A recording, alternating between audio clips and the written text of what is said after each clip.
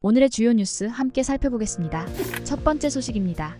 역술가 천공이 이끄는 정법시대에서 7년간 무임금으로 일했던 A씨가 법적 승소를 통해 그 실체를 폭로했습니다. A씨는 2013년부터 정법시대에서 일하며 돈을 탐하지 않는다는 교리 아래 무임금 노동을 강요받았다고 밝혔습니다. A씨는 신도들이 임금이나 노동 문제를 제기하면 천공이 욕심 탓이라며 이를 무시했고 불평하는 신도는 집단에서 배제되었다고 전했습니다. A씨는 소속된 집단에서 버림받는 일은 죽음보다 괴로웠다며 무력함을 느꼈다고 토로했습니다. A씨는 2013년 경남 함양군에서 사과 농사를 짓는 일을 시작으로 경기 용인에서는 천공의 유튜브 강의 영상 제작과 책 출판 업무를 맡았습니다. 그러나 실질적인 공부는 유튜브 강의뿐이었고 노동의 대가는 전혀 없었습니다. A씨는 10년 넘게 그런 일을 하면서도 아무 보상도 받지 못하고 나간 사람이 99%는 될 것이라고 말했습니다. 서울서부지법은 A씨가 정법시대를 상대로 낸 임금 청구 소송에서 월급과 퇴직금 1,847만 원을 지급하라는 판결을 내렸습니다. 법원은 A씨의 업무가 천공과 정법시대 대표의 이익을 위한 것이었으며 이윤 창출이 이들에게 귀속되었다고 판단했습니다. 정법시대는 자발적인 자원봉사라고 주장하며 반박했지만 법원은 이를 받아들이지 않았습니다. A씨는 천공에게 세뇌당해 인생의 큰 부분을 빼앗겼다며 소송의 본질이 불법과 부조리에 대한 법적 심판을 받게 하는 것이라고 강조했습니다. 또한 그곳에서 천공을 위한 영상을 편집했던 저도 죄인이라는 생각이 들었다며 보상보다 많은 사람들이 그 실체를 알았으면 좋겠다는 마음으로 승소 소감을 전했습니다. 다음 뉴스입니다. 윤석열 대통령과 광복회 간의 갈등이 공법단체 추가 지정 논란으로 확산되고 있습니다. 국가보훈부가 기존의 광복회 외에 다른 독립운동 관련 단체를 공법단체로 추가 지정하는 방안을 검토 중인 것으로 알려지면서 이는 대통령실의 의도가 반영된 조치라는 의혹이 제기되고 있습니다. 지난해 국민의힘 송석준 의원이 순국선 열유족회를 공법단체로 지정하려는 시도가 있었지만 당시 보훈부는 국민적 공감대 형성과 사회적 합의가 필요하다며 신중한 태도를 보였습니다. 그러나 이번에 보훈부가 태도를 바꾸며 광복회를 견제하기 위한 정치적 배후가 있다는 관측이 나오고 있습니다. 광복회가 김영석 독립기념관장 임명에 반대하고 광복절 경축식 참석을 거부하면서 대통령과 갈등을 빚은 것이 배경으로 지목됩니다. 광복회는 현재 국가유공자법에 따라 공법단체로 지정되어 매년 약 30억 원의 예산을 지원받고 있습니다. 공법단체로 인정받으면 국가예산 지원뿐 아니라 수익사업도 가능해 여러 단체들이 공법단체 지정을 요구해왔으나 정부는 형평성 문제로 신중한 태도를 유지해왔습니다. 보훈부 관계자는 이번 사태와 관련해 광복회가 독립운동을 대변하는 유일한 단체인지 의문이 들고 반대 민원이 빗발쳤다며 공법단체 추가 지정 문제를 검토하게 되었다고 밝혔습니다. 이에 대해 방학진 민족문제연구소 기획실장은 광복회가 대통령에게 찍힌 것으로 그 권위를 깎아내리고 힘을 빼려는 의도라고 해석했습니다. 이에 광복회는 강하게 반발했습니다. 이종찬 광복회장은 광복회가 독립유공자를 위한 공법단체로 설립된 역사적 이유를 강조하며 유일한 독립분야 공법단체로서의 지위를 유지할 충분한 이유가 있다고 주장했습니다. 논란이 커지자 대통령실은 공법단체 추가 지정과 관련해 결정된 바 없다며 선을 그었습니다. 대통령실 고위 관계자는 법 개정 사안이므로 대통령실이 결정할 문제가 아니라며 이번 논란에서 거리를 두는 모습을 보였습니다. 다음 뉴스입니다. 65세 이상 고령층이 국민연금, 기초연금, 개인연금을 모두 합쳐도 월 평균 수급액이 65만 원에 불과한 것으로 나타났습니다. 수급자 10명 중 6명은 50만 원도 받지 못하고 있어 실질적인 노후 보장과는 거리가 먼 용돈연금이라는 비판이 제기되고 있습니다. 이에 따라 노후 보장을 강화할 대책이 시급하다는 지적이 나오고 있습니다. 통계청이 발표한 2022년 연금 통계에 따르면 65세 이상 인구 중 연금을 수급하는 사람은 818만 2천 명으로 전체의 90.4%에 달했습니다. 그러나 연금 수급액은 월 평균 65만 원으로 1인당 최소 노후생활비 124만 3천 원의 절반에 불과한 수준입니다. 특히 50만 원 미만을 받는 수급자가 전체의 60.3%를 차지해 상당수 고령층이 경제적으로 어려운 상황에 처해 있습니다. 반면 200만 원 이상을 받는 고액 수급자는 5.4%에 불과합니다. 국내 연금제도가 비교적 짧은 도입 기간을 가지고 있어 충분한 가입 기간을 확보하지 못한 노령층이 많다는 점이 문제로 지적됩니다. 국민연금을 10년 미만 가입한 수급자 비율은 24.4%에 이르며 10에서 20년 가입한 수급자는 49.3%에 달합니다. 이에 따라 현재 실질소득 대체율은 22.4%로 명목 소득 대체율의 절반 수준에 머물고 있습니다. 전문가들은 다가오는 초고령화 시대에 대비해 노후소득을 강화할 필요가 있다고 조언합니다. 일괄적인 소득 대체율 인상은 고령층의 양극화를 초래할 수 있으므로 저소득층을 위한 복지체계를 강화하고 소득 대체율 인상에 따른 보험료율 인상이 선행되어야 한다는 의견도 제기됩니다. 다음 뉴스입니다. 한국은행이 기준금리를 연 3.5%로 동결했습니다. 물가 상승률이 2%대로 떨어지고 미국 연준의 9월 금리 인하 가능성이 높아지는 상황에서도 최근 가계부채가 급증하며 금융 불안이 커진 점을 고려한 결정으로 보입니다. 22일 열린 금융통화위원회 정례회의에서 한국은행은 지난해부터 13번째로 기준금리를 유지했습니다. 한국은행은 수도권 주택가격 상승과 가계부채 증가세를 주시하며 앞으로도 긴축 기조를 유지할 것이라고 밝혔습니다.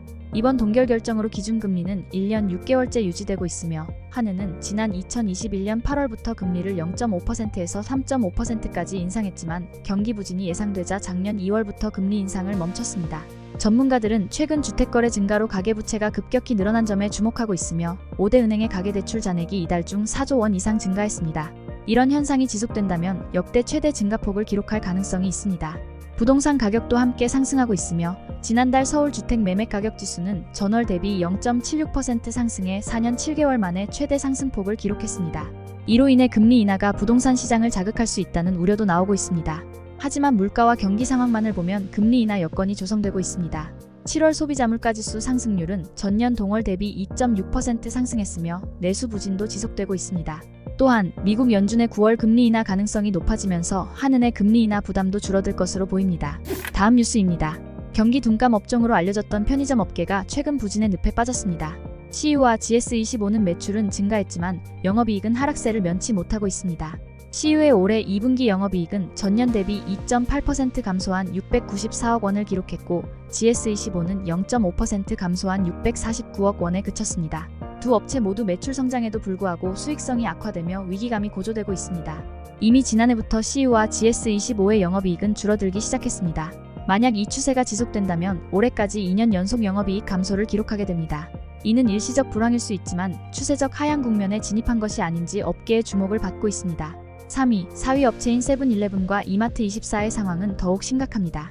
세븐일레븐은 올해 2분기 매출이 전년 대비 6.6% 감소한 1조 3,867억 원을 기록하며 영업손실 98억 원을 내었습니다. 미니스톱 인수 후 부실 점포가 늘어나면서 수익성 개선에 어려움을 겪고 있으며 신규 점포 출점 대신 부실 점포 정리에 집중하고 있습니다. 이마트24도 어려운 상황에서 벗어나지 못하고 있습니다. 2022년 첫 흑자를 기록했지만 지난해 영업손실 230억 원을 기록한 이후 올해도 적자 행진이 계속되고 있습니다. 올해 2분기에는 매출이 전년 대비 1.6% 감소한 5,654억 원을 기록했으며 영업손실은 27억 원에 달했습니다. 이처럼 편의점 업계의 수익성 악화가 지속되는 가운데 업계는 이를 일시적인 현상으로 볼지 아니면 구조적인 변화로 인식할지에 대한 고민에 빠져 있습니다. 다음 뉴스입니다. 공정거래위원회가 소비자들의 중도 해지를 방해한 혐의로 주요 OTT 온라인 동영상 서비스 및 음원 스트리밍 서비스에 대해 제재 절차를 본격적으로 시작했습니다. 넷플릭스, 웨이브, 왓챠 등의 OTT와 스포티파이, 벅스 등 음원 서비스들이 대상이며 이들 회사에는 많게는 수십억 원, 적게는 1억 원대의 과징금이 부과될 것으로 보입니다.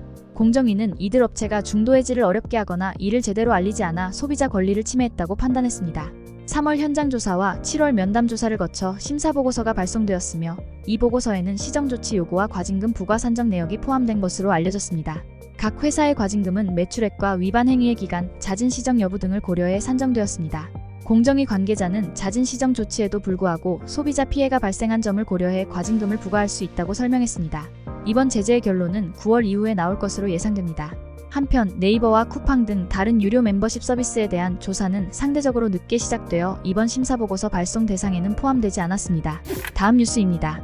최근 인공지능 수요가 급증하면서 마이크로소프트, 구글, 아마존 등 빅테크 기업들이 전 세계 노후 발전소와 산업부지를 매입해 데이터 센터 캠퍼스로 전환하는 작업에 적극 나서고 있습니다. 이들은 AI와 클라우드 컴퓨팅 서비스를 지원하기 위해 막대한 자금을 투입해 데이터 센터를 구축하고 있지만 충분한 전력 공급과 적절한 부지를 찾는 데 어려움을 겪고 있습니다. 글로벌 부동산 기업 쿠시먼 앤드 웨이크필드에 따르면 데이터 센터 건설에 적합한 토지와 전력 자원의 부족으로 인해 노후된 발전소가 대안으로 부상하고 있습니다. 특히 폐기된 석탄 발전소와 산업부지는 대규모 전력 소비에 맞춰 설계되어 있으며 인프라와 수자원이 잘 갖추어져 있어 데이터 센터 개발에 유리한 조건을 갖추고 있습니다. 예를 들어 MS는 영국 리즈 인근의 오래된 발전소 부지에 데이터 센터를 건설할 계획이며 아마존은 미국 버지니아주의 발전소 부지에 데이터 센터 캠퍼스를 계획 중입니다. 또한 유럽 내 다른 발전소들도 데이터 센터로 전환하기 위한 거래가 진행 중입니다. 이와 함께 버투스 데이터 센터는 독일 베를린의 옛 태양광 발전소와 영국의 군수공장을 인수해 데이터 센터로 전환할 예정이며 토르 에퀴티 그룹도 미국 조지아주의 제조 공장을 인수해 데이터 센터 개발에 나서고 있습니다. 다만 이러한 부지 전환에는 시간과 비용이 많이 들고 복잡한 행정 절차가 필요할 수 있으며 전력망에서 이미 분리된 발전소의 경우 실현이 어려울 수 있다는 우려도 제기되고 있습니다. 마지막으로 날씨입니다. 24일 토요일인 내일은 전국에 가끔 구름이 많겠으며 곳곳에서 소나기가 내릴 것으로 예상됩니다. 새벽에 경기 남부 내륙과 충청권에서 시작된 소나기는 오전부터 밤사이 전국 대부분 지역으로 확대될 전망입니다. 예상 강수량은 강원 영서 남부와 영동, 충청권, 전라권, 울산과 경남 내륙, 대구와 경북, 제주도에서 5에서 40mm, 경기 남부 내륙에서는 5에서 20mm 사이로 예상됩니다. 아침 최저기온은 22도에서 27도, 낮 최고기온은 31도에서 35도로 예보되었습니다. 전국 대부분 지역에서 최고 체감온도는 33도에서 35도까지 올라 매우 무더운 날씨가 이어지겠으며 도심과 해안, 경상권 내륙에서는 열대야가 나타나는 곳도 있을 것으로 보입니다. 날씨였습니다. 오늘의 주요 뉴스는 여기까지입니다. 구독과 좋아요, 알람 설정은 뉴스 제작에 큰 힘이 됩니다. 시청해주셔서 감사합니다.